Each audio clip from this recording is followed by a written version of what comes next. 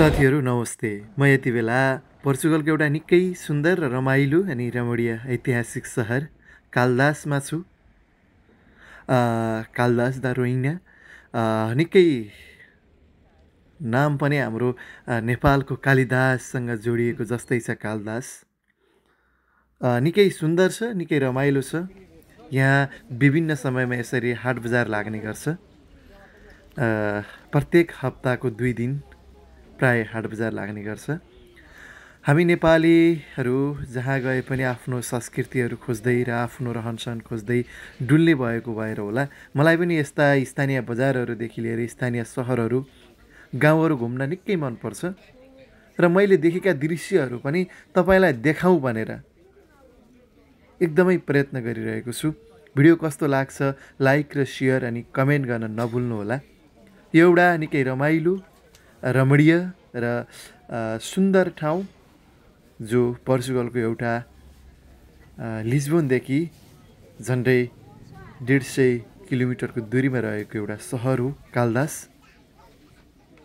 निकै छ, यहाँको व्यापारिक केन्द्र पनि हो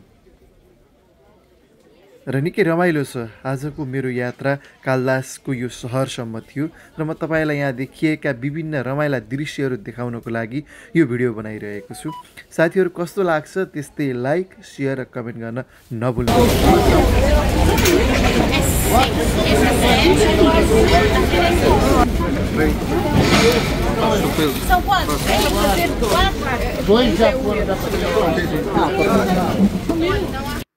युरोपका यस्ता कैयौँ देशहरूमा यसरी सस्तो बजार, हाट बजार, स्थानीय बजार लाग्ने गर्दछ र घुम्ने क्रममा मैले विभिन्न देशमा देखेका दृश्यहरूलाई कैद गर्ने गरेको छु र आजको यो पोर्चुगलको यो भिडियो पनि तपाईँहरूमाझ प्रस्तुत गरिरहेको छु।